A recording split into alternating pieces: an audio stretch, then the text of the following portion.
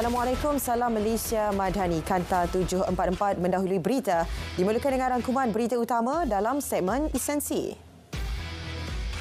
Setakat 7 malam, 4 negeri masih dilanda banjir. Jumlah penduduk terjejas mencecah 26,021 orang berbanding 25,762 orang 4 petang tadi. Data laman sesawang info bencana JKM turut menunjukkan 211 PPS dibuka. Kelantan, negeri paling terkesan dengan penduduk terjejas meningkat kepada 15,509 berbanding 15,168 bagi tempoh sama. Penduduk terjejas di Terengganu pula meningkat sedikit daripada 10,087 orang kepada 10,175 orang. Di Pahang pula, penduduk terjejas berkurang kepada 333 berbanding 503 orang. Manakala penduduk terjejas di Selangor kekal 4 orang. Met Malaysia keluarkan amaran hujan berterusan tahap waspada dijangka berlaku di Terengganu, Pahang dan Johor hingga esok. Di Terengganu membabitkan Dungun dan Kemaman, di Pahang pula melibatkan Jerantut, Kuantan, Pekan serta Rompin. Sementara di Johor, kawasan tersenarai termasuk Segamat, Mersing dan Kota Tinggi.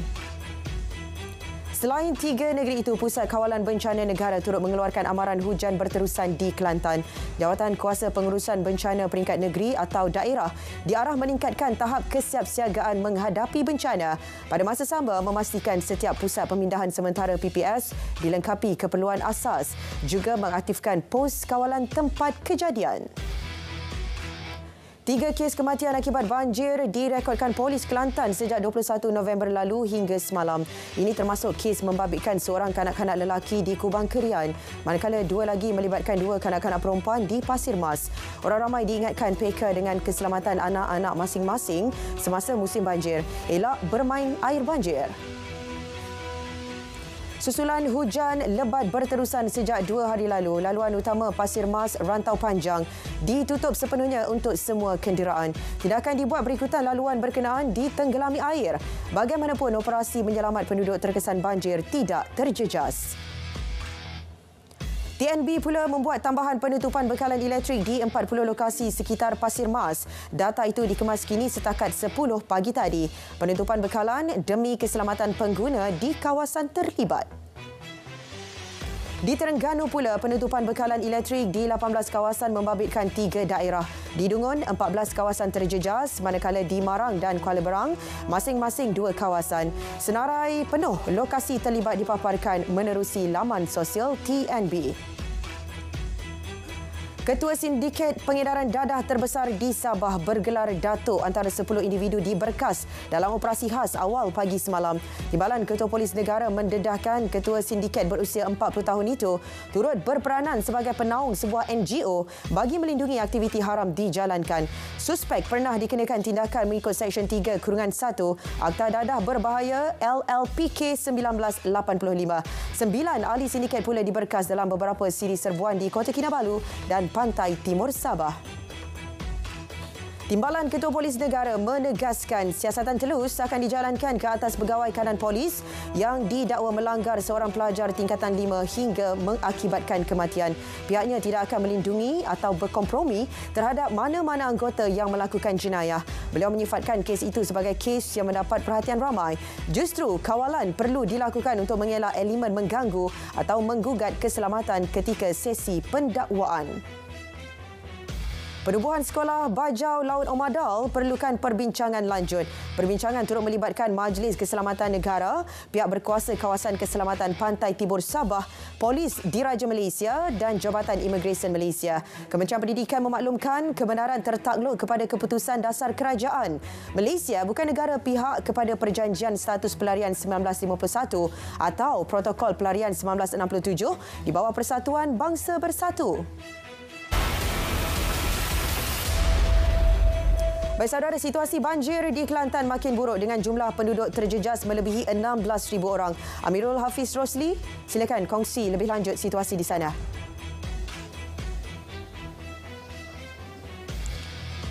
Baik, terima kasih dia. Sekarang ini saya berada di Balai Bomba dan Penyelamat Pasir Mas untuk meninjau keadaan terkini banjir di Kelantan. Banjir di Kelantan kian meningkat apabila seketika ini lebih 16,000 orang dipindahkan di pusat pemindahan di Kelantan setakat jam 7 malam tadi. Kesemua mereka membabitkan 4,968 keluarga itu ditempatkan di 86 pusat pemindahan sementara PPS di 8 daerah yang membabitkan daerah Pasir Mas, Kuala Kerai, Machang, Tanah Merah, Gua Musang, Jeli, Pasir Putih dan Kota Baru. Berdasarkan portal info bencana Jabatan Kebajikan Masyarakat JKM, Pasir Mas merekodkan penduduk terjejas banjir paling ramai iaitu 10,114 orang yang berlindung di 29 PPS. Kuala Kerai merekodkan 2,993 orang di 30 PPS, Tanah Merah 1,278 orang di 14 PPS, Machang 316 orang di 5 PPS, diikuti Gua Musang 278 orang di 5 PPS. Selain itu, masing-masing satu PPS di Jeli membabitkan 82 orang, Kota Baru 42 orang dan Pasir Putih 39 orang. Dalam pada itu, 4 sungai melebihi tahap bahaya iaitu Sungai Kelantan di Kuala Galas, Sungai Kelantan dan Sungai Galas di Kuala Kerai, Sungai Golok di Kampung Jenok Tanah Merah dan Sungai Kelantan di Kuala Besar, Kota Baru. Setakat itu saja perkongsian berkenaan banjir di Kelantan. Untuk anda penonton berita RTM, saya akan membawakan perkembangan dari semasa ke semasa untuk anda penonton berita RTM. Jadi terus bersama kami. Assalamualaikum dan salam Malaysia Madani. Baik, terima kasih Amirul untuk perkembangan banjir di Kelantan. Seterusnya, kita bersama wartawan Siti Jamilah Hanim Jamil untuk mengetahui situasi banjir di Terengganu. Silakan, Jamilah. Ya, terima kasih. Untuk keseluruhan penduduk jas banjir setakat 7 malam tadi di Terengganu, sedikit berkurangan sebenarnya kepada 10,103 orang yang berlindung di 118 PPS. Dan untuk terkini, kesemua daerah di Terengganu ini telah pun dilanda banjir, termasuk daerah terbaru iaitu di daerah Kuala Terengganu. Dan saya masih lagi berada di Hulu Terengganu. Untuk di Hulu Terengganu ini sendiri saja, penduduk jas banjir yang direkodkan adalah 3,289, tertinggi di antara 7 daerah yang lain. Dan 32 PPS dibuka di daerah Hulu Terengganu ini.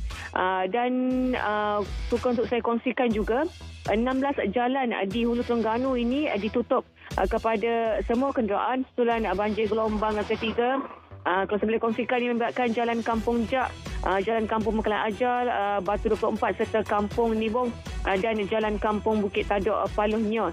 Laluan lain ditutup juga termasuk Jalan Kampung Tapah Fekra Bukit Kepah, Kampung Kepah Kuala Ping, Jalan Fekra Pelata, Jalan Kampung Fekra Kuah Pengkalan Ajal serta Jalan Persimpangan Paya Besar.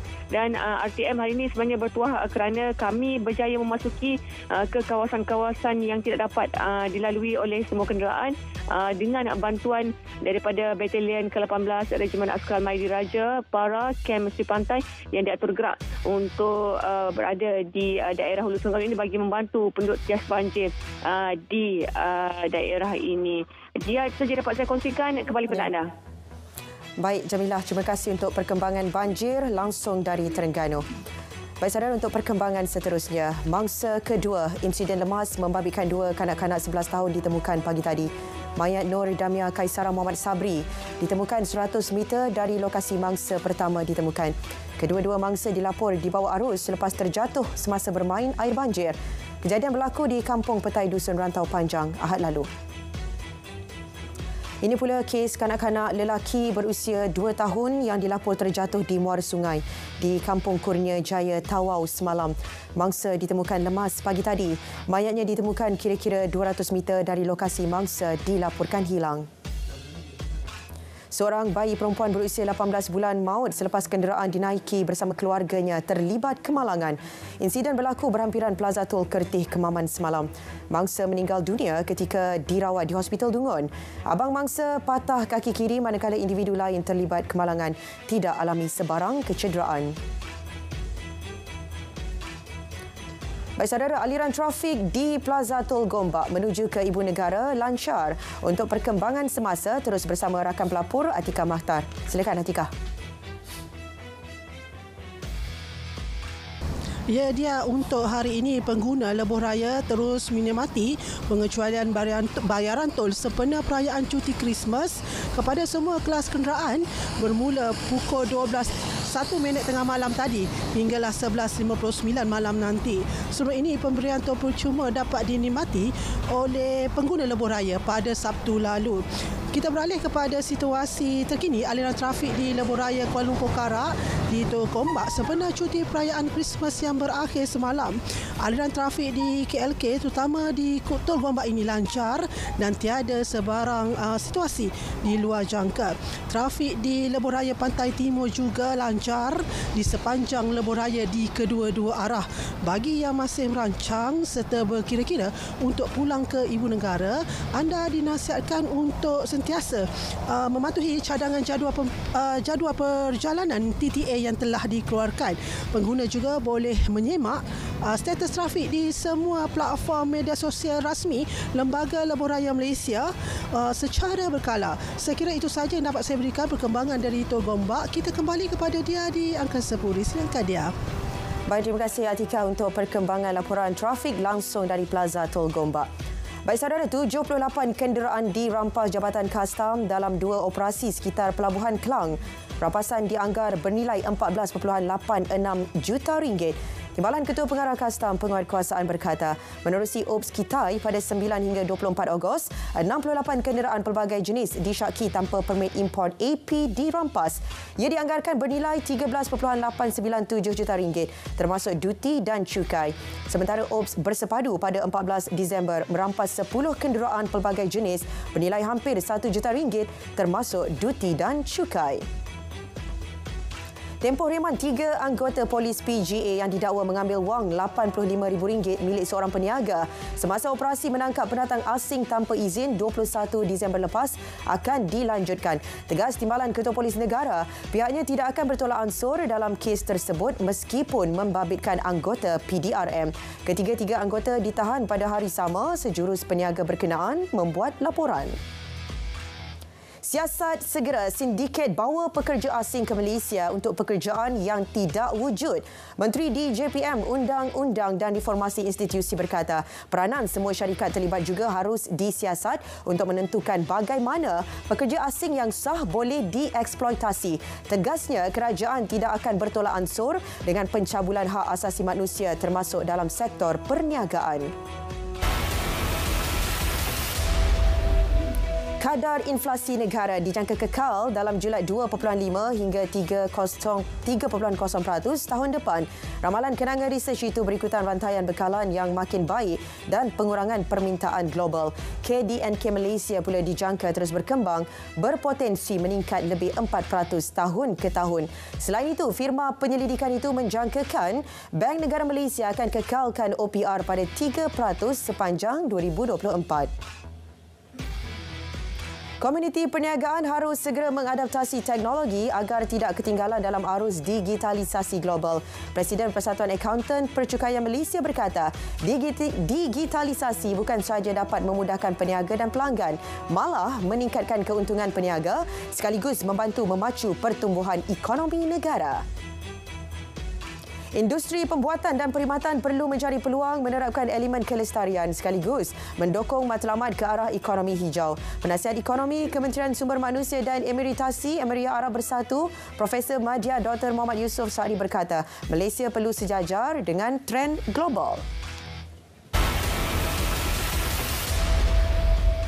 Beberapa wilayah di Thailand dijangka dilanda banjir Isnin lalu susulan hujan lebat berterusan selama beberapa hari.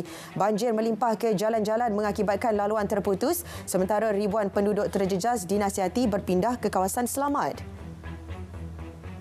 Kes selsema dan COVID-19 di Amerika Syarikat terus bertambah di tengah-tengah musim cuti. Peningkatan itu disebabkan perimpunan semasa perayaan dan muncul varian baru COVID-19 yang lebih mudah ditularkan.